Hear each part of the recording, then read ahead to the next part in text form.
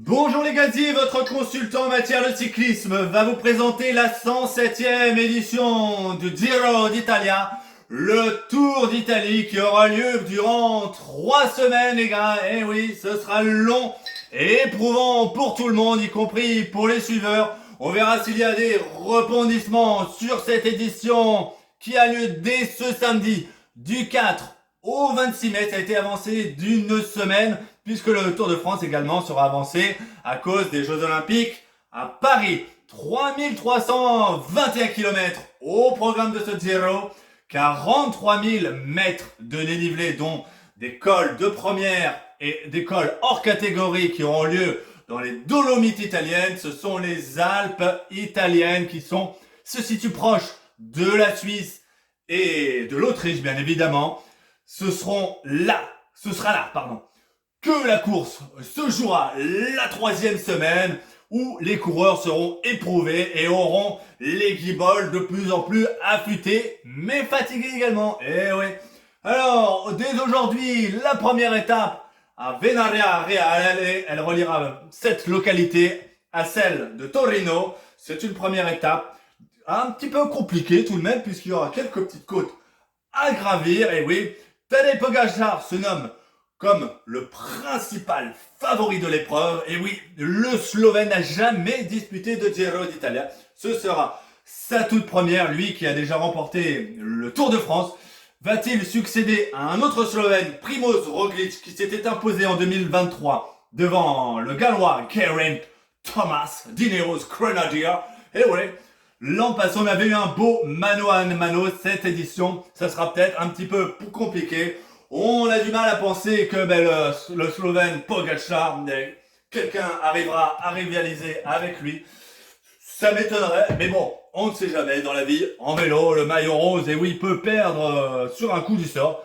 Donc, on ne sait jamais. En tout cas, parmi les principaux outsiders, Ben O'Connor, lui aussi, il me semble que c'est sa première fois sur la course. Donc, O'Connor et Geraint Thomas figurent parmi les principaux outsiders, tout comme le jeune Belge Stian Wüstebroeks. Et oui, le Belge sera là aussi. Il a disputé la Volta l'an passé. Et là, il sera sur le Giro, peut-être pour aller briguer un podium final.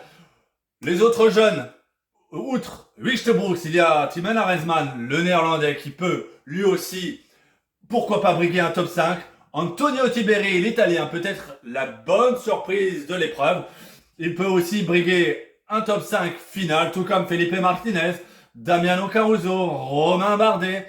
Et attention à un coureur, un ancien biathlète, et oui, un biathlète qui s'est mis au vélo. Il s'agit de Florian Lipovitz, le coureur de chez Bora, vient d'être la révélation du Tour de Romandie qu'il aurait presque pu remporter s'il n'avait pas joué la carte Alexander Vlasov, qui est au sein de son équipe. En tout cas, parmi les surprises, ce seraient les noms de Tiberi, le jeune italien, ou de Lipovitz, qui ressortent sur cette épreuve. Les Français, ça sera compliqué sans doute pour eux. Il y a les frères Paris-Peintre qui sont là, mais sans doute au service de Ben O'Connor. Julien Alaphilippe sera là pour briguer quelques étapes.